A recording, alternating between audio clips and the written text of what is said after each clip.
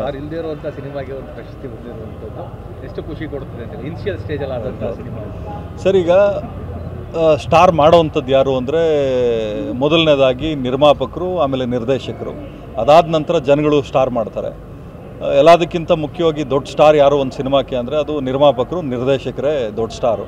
ಯಾಕಂದರೆ ಈಗಾಗಲೇ ನಾನು ಒಬ್ರಿಗೆ ಹೇಳಿದ್ದೆ, ಏನು ಯಾರೋ ಒಬ್ರು ಹೇಳಿದರು, ಒಂದು ನಿರ್ಮಾಪಕರು ಇದ್ದರೆ ಸ್ಟಾರ್ ಆಗಲ್ಲ, ಒಂದು ಸಿನಿಮಾ ಆಗ್ತದೆ ಅಂಥೇಳಿ. ಸೊ ಒಂದು ನಿದರ್ಶನ ಏನು ಅಂದರೆ ನಿರ್ದೇಶಕರು, ನಿರ್ಮಾಪಕರು ಸೇರಿದಾಗ ಮಾತ್ರ ಒಂದು ಸ್ಟಾರ್ನ ಹುಟ್ಟಾಕುವಂಥ ಶಕ್ತಿ ಇರ್ತದೆ ಅಂತ ಇದೊಂದು ದೊಡ್ಡ ನಿದರ್ಶನ.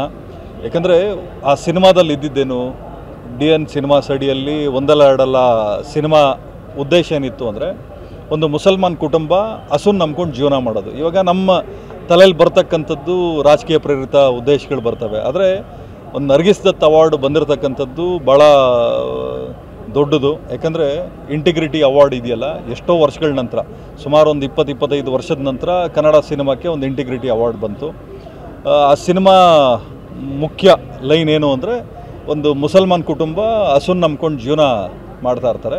ಆ ಮುಸಲ್ಮಾನ್ ಹುಡುಗನಿಂದ ಹಸು ಕಳೆದೋದ್ಮೇಲೆ ಯಾವ್ಯಾವ ರೀತಿ ಬದಲಾವಣೆಗಳಾಗ್ತದೆ ಅನ್ನೋ ಒಂದು ದೃಷ್ಟಿಕೋನ ಇಟ್ಕೊಂಡು ಸಿನಿಮಾ ಮಾಡಿರ್ತಕ್ಕಂಥದ್ದು.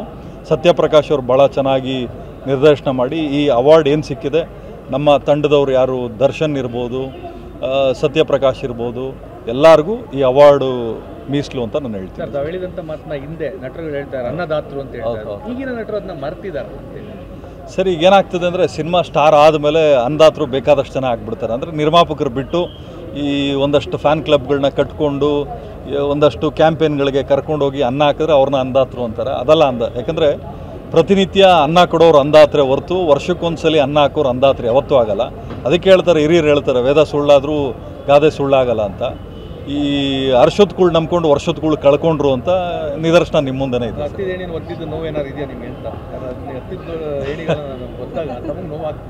ಸರ್, ಈಗ ಖಂಡಿತವಾಗ್ಲೂ ಆಗ್ತದೆ ಸರ್. ನಾನು ಒಬ್ಬ ಮನುಷ್ಯ, ಸ್ವಾರ್ಥಿ ಒಬ್ಬ ಮನುಷ್ಯ, ಅದೇನೋ ಹೇಳ್ತಾರೆ, ಸ್ವಾರ್ಥವಿಲ್ಲದ ಬದುಕು ಶವಕ್ಕೆ ಸಮ ಅಂತ.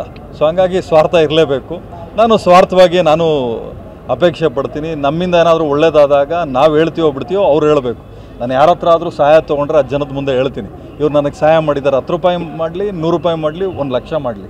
ಸೊ ಅವ್ರನ್ನ ಸಾಯೋವರೆಗೂ ಜನಗಳ ಮುಂದೆ ಕಾಲಿಗೆ ಬಿದ್ದು ನಾನು ನಮಸ್ಕಾರ ಮಾಡ್ಕೊಳ್ತೀನಿ. ಯಾಕೆ ಅಂದರೆ ಸಹಾಯ ತೊಗೊಂಡ ಮೇಲೆ ನಾವು ಮರೀಬಾರ್ದು. ಆ ಕೃತಜ್ಞತೆನ ಮರೆತರೆ ಮನುಷ್ಯ ಅದು ಜೀವನಕ್ಕೆ ಅರ್ಥನೇ ಇರಲ್ಲ. ಸರ್, ನೆಕ್ಸ್ಟ್ ಪ್ರಾಜೆಕ್ಟು ಒಂದು 2 ಹೀರೋಗಳು ಫೈನಲ್ ಮಾಡ್ಕೊಂಡು ಈಗ ಬರೋ ವರ್ಷದಲ್ಲಿ ಒಂದು ಸಿನಿಮಾ ಅನೌನ್ಸ್ ಮಾಡ್ತೀವಿ. ಖಂಡಿತವಾಗ್ಲೂ ಜನಗಳಿಗೆ ಇವಾಗ ಮುಖ್ಯಮಂತ್ರಿಗಳು ಹೇಳಿದ್ದಾರೆ, ಸಾಮಾಜಿಕವಾಗಿ ಒಂದು ಒಳ್ಳೆ ಉದ್ದೇಶ ಮತ್ತು ಒಳ್ಳೆ ಮೆಸೇಜ್ ಕೊಡುವಂಥ ಸಿನಿಮಾ ಆಗಬೇಕು ಅಂತ. ಖಂಡಿತವಾಗ್ಲೂ ಜವಾಬ್ದಾರಿಯಿಂದ ಮಾಸು ಕ್ಲಾಸ್ ಜೊತೆಯಲ್ಲಿ ಸೋಷಿಯಲ್ ಇನ್ಫಾರ್ಮೇಷನ್ನು, ಸೋಷಿಯಲ್ ರೆಸ್ಪಾನ್ಸಿಬಿಲಿಟಿ ಇರುವಂಥ ಸಿನಿಮಾ ಖಂಡಿತವಾಗ್ಲೂ ಇಲ್ಲ ಸರ್. ಕರ್ನಾಟಕ ಪ್ಯಾನ್ ಇಂಡಿಯಾ ಅಂತ ಹೋಗಿ ನನ್ನ ಅನುಭವ ನಾನು ಈಗಾಗಲೇ ಹೇಳಿದ್ದೀನಿ.